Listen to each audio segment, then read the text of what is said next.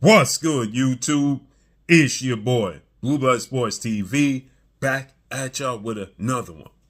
So as you see here, the pound for pound king, Terence Bud Crawford, did a sit-down interview with Manu Akapayan, and it's about a 30-minute interview. He sat down and he got into some interesting topics. One in particular I want to discuss here is that Terence Bud Crawford alluded to something I was hoping that would take place because he has an opportunity to create some serious history in my lifetime, which is obviously, as a fan, I'm selfish. I want to see him create history, but also for his legacy. And I could say I witnessed Terence Crawford's history and legacy, which is becoming a 4-division undisputed world champion. Now, it would just be in reverse. But with that said, Terence Bud Crawford, we know, is a 4-division champion. He's undefeated. 41 wins, no loss, no draw. 31 wins by way of knockout. Terence Crawford is a 135-pound champion, but he's 140 and 147-pound undisputed champion. He's the WBA junior middleweight world champion, and he's getting ready to fight, if all goes according to plan, another first ballot Hall of Famer, which Terence Crawford is a first ballot Hall of Famer. He's the pound for pound best fighter in the world, in 4-division world champion, and soon to be 2-time undisputed super middleweight world champion, Mexican Hall of Fame superstar boxer, and another pound for pound fighter in Saul Canelo Alvarez, who has 62 wins, 2 losses, 2 draws, 39 big wins by way of knockout.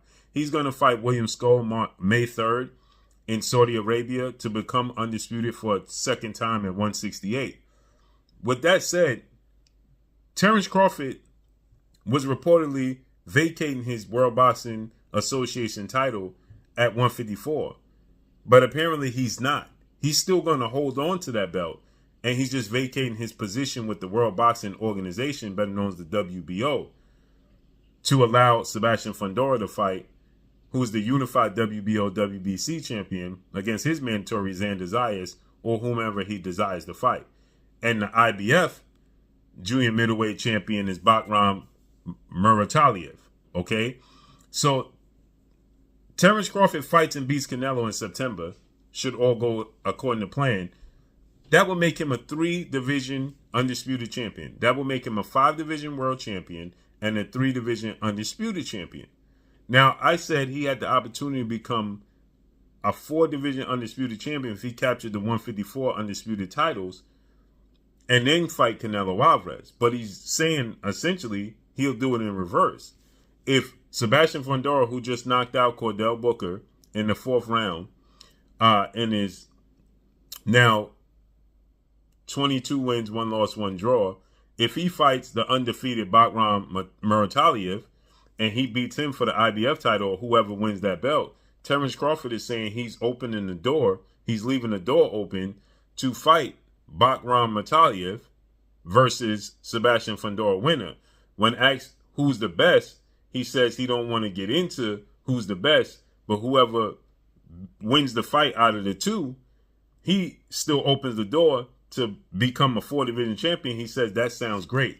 Let's listen to what he had to say right here, shall we? Them options, to become a 4-weight undisputed, that's crazy, so of course them options as well, but we gotta weigh it out and just see what, happens after this fight. I don't know, it's a lot of great fighters out there, I don't want to disrespect none of the fighters just by saying 1 or 2 is the top fighters in the division. If they ever fought, the winner would be the best out of them 2 because styles make fights, and who knows, maybe a possible showdown between Terence Crawford and the winner.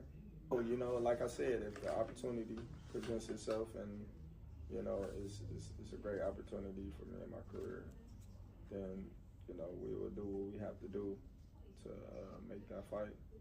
with the winner, if there was a winner or if there wasn't a winner. But right now, like I said, we just focus on one individual right now, and that's Canelo. Well, we'll see. You know, like, I'm gonna leave the door open. You know, I'm not gonna shut the door on a possible opportunity. Right.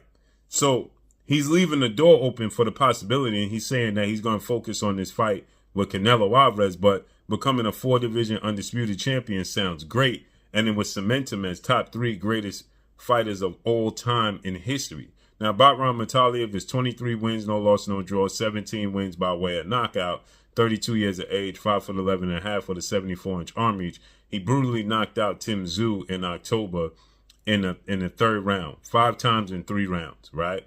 And I believe that Batran Mataliev is the best 154-pounder not named Terence Bud Crawford, okay? Now, with that said, Sebastian Fundora is an anomaly, right? He's called the Towering Inferno for a reason. 22 wins, 1 loss, 1 draw, 14 wins by way of knockout. The thing is, he stands at 6'6" with an 80-inch arm reach, and he's a southpaw. He holds the WBC and WBO title.